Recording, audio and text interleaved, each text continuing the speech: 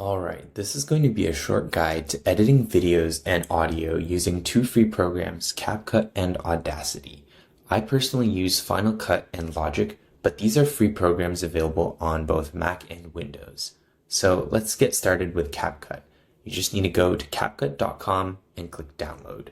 You can also download Audacity from audacityteam.org and just download the proper version for your system. Now, once you've downloaded Audacity and Capcut, you can open Capcut and you'll be greeted with a menu that looks like this. You can click on New Project to start a new project, and then click on this Import button to import the clips that you'd like to bring into the project. So you can just select the clips and click Import. Drag them into the timeline. You can reorder the clips by dragging them around, and you can also change the duration of the clip by hovering over the left or right border of the clip and adjusting the length by dragging. You can also cut a clip where your cursor is selecting with the blade tool or B, and you can change your cursor back to a regular cursor using A. Now you can drag these separated clips. Again, you can adjust their length to restore their original length. Now you can click the space bar to play and pause the video. You can also adjust how big the timeline is with the slider on the right, or these buttons, or using your trackpad to zoom in and out. Now if you click on a clip, you'll notice on the right side you have this properties panel, and this will be different for whether you're selecting clip, text, or audio, but you can find adjustments on the right hand side here. The main ones we're going to be covering are just scale, position, and rotation. So you can drag the sliders or adjust the values by typing them in. Here, there's this button called ratio. So if you click on this, you'll notice that the original is basically whatever aspect ratio the clips were imported from. And for a standard YouTube video, 16:9 ratio would be good. And for YouTube Short or TikTok, a 9:16 ratio would be a bit better for vertical video. Now you'll notice if you have these horizontal or 16:9 video clips, they don't really fit the 9:16, which is why you can use the scale to adjust it so that it does fit. Now, if we want to add text, we can go to the left-hand side and then drag in a text box. And we can adjust where the text is on the screen by dragging it around. We can also rotate it. And we can also adjust what the text actually says.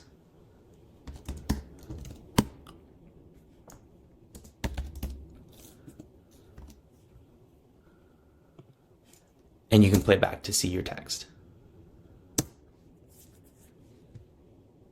Now let's head over to Audacity to record a voiceover. Audacity looks really simple and plain out of the box, and I think that's one of its strengths, but the one thing you will have to make sure is your audio setup is correct. So the playback device is whatever device you want to listen to it on, and the recording device is the input. So for the input right now, I selected my computer's default microphone. So let's record some example lines. This is a voiceover. Testing, testing, 1, 2, 3.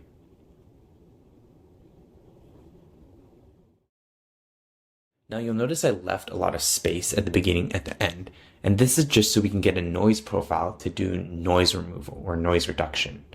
So sometimes there will be really intense background noise, and this is how we can remove it. So we'll select the part of the audio where there's no voiceover, and then we go to Effect, and click on Noise Removal and Repair, and Noise Reduction. We can click Get Noise Profile. Then we'll select everything by double-clicking or clicking Command-A, Control-A, and then clicking Effect again, Noise Removal, Repair, Noise Reduction, and this time clicking OK. So this should apply the noise removal onto the entire clip. This is a voiceover. Testing, testing, 1, 2, 3. And now we can just delete the empty spaces.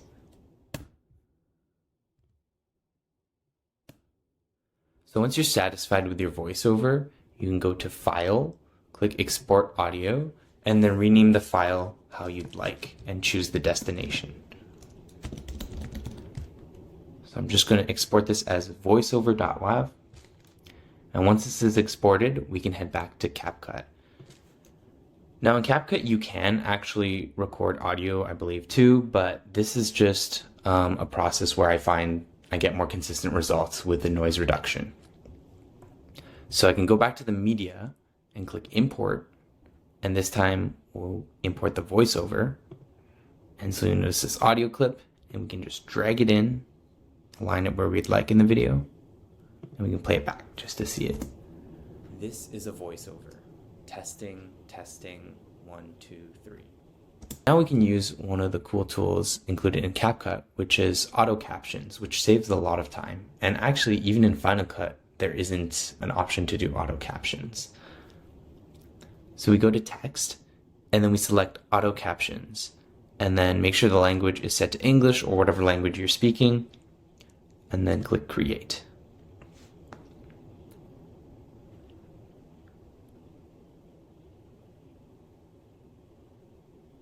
CapCut should detect everything, and it did. This is a voiceover testing, testing 1, 2, 3. It got everything, and it should be synced. This is a voiceover to when that comes in. Now, if you're not satisfied with what the default is, you can adjust the size of the text, the style of the text, what's actually been said. So if it did make a mistake, you can add in the proper word. And again, you can adjust the color, the case, type of font, etc. And there's a ton of other options. Now for the captions themselves, you can also manually adjust these. So you can add another line in, you can overlap it, you can apply some different effects. But that's basically how you auto caption. And this is really useful if you're recording like an interview or a podcast where there's a lot of text, and to caption them by yourself or manually, it would take a long time. So this is a quick time saver. You can also apply transitions between clips. So maybe this jump between this clip and the next clip is a little abrupt. Instead of having a jump cut like this, we can apply transition to smooth that a little bit. And the default transitions that come with CapCut are actually pretty good.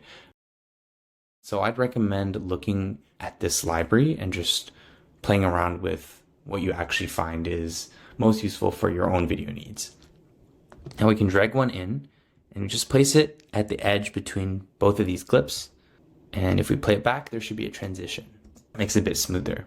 Now, once you're happy with how the video looks, you can go to the top right-hand corner, click export, and you can make sure your options are as you'd like. So you can export as an MP4, frame rate, 60 FPS, 30 FPS, whatever you'd like. Make sure the resolution is to your liking and the destination. And export. Once the video is exported, you can take a look at it. This is a voiceover. Testing, testing, 1, 2, 3.